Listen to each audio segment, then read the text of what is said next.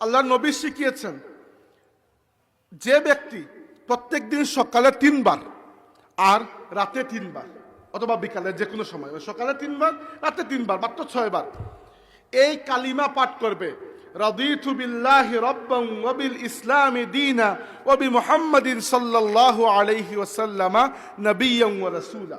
খুবই সহজ। যারা পারেন না, ইমাম সাহেবকে বলবেন লিখে দেন আমাকে, আপনি আপনার বাড়িতে বিছানার উপর 2 দিন টানিয়ে রাখলে 2 দিন পড়লে মুখস্থ হয়ে যাবে। আমি অর্থ বলে দেই, রাদিতু বিল্লাহি রাব্বা, আমি রব হিসেবে আল্লাহকে পেয়ে আমার আল্লাহর উপর আমি সন্তুষ্ট। ওবিল ইসলামে দীনা, ইসলামকে আমার দিন হিসাবে পেয়ে আমি সন্তুষ্ট। ওবি মুহাম্মাদিন নবিয়া, এবং মুহাম্মদ সাল্লাল্লাহু আলাইহি সাল্লামকে নবী হিসাবে পেয়ে আমি খুশি, আমার জন্য যথেষ্ট, আমি সন্তুষ্ট।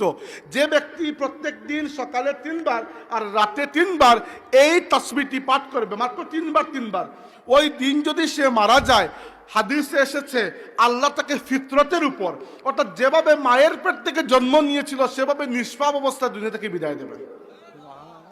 দেখেন কত বড় সুযোগ, তাই না? এরপরে আরেকটি তাসবিহ শিখিয়ে দেয়, খুব ছোট।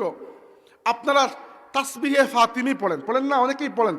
অভ্যাস যদি থাকে, অভ্যাসটি রাখবেন, এটি অত্যন্ত ভালো অভ্যাস।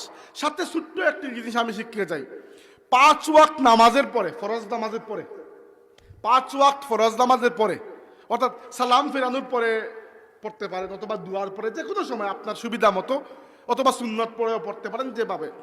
5 ওয়াক্ত নামাজের পরে, ফরজ নামাজের, আপনি আঙ্গুলে গুনে গুনে 10 বার সুবহানাল্লাহ, 10 বার আলহামদুলিল্লাহ, 10 বার আল্লাহু আকবার।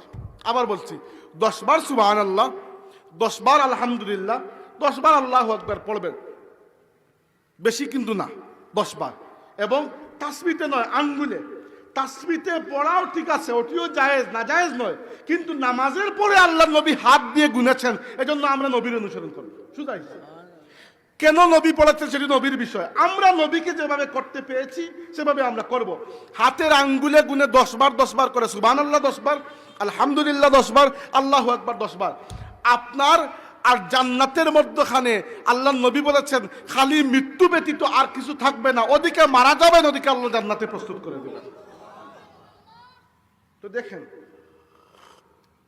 আমাকে বলেন, এই যে এত মোটা উপহার আল্লাহর কাছ থেকে পেয়েছেন, এটা আপনি অর্জন করেছেন নাকি আল্লাহ দয়া করে দিয়েছেন? দয়া করে দিয়েছেন। আপনি তো কিছুই অর্জন করেন নাই, আপনি তো জানতেনই না আজকের আগে যে এত মোটা উপহার আল্লাহ, গিফট। জন্মদিনে মানুষ গিফট পায়, আল্লাহ আমাদেরকে জন্ম দেওয়ার আগে গিফট দিয়ে দিয়েছেন।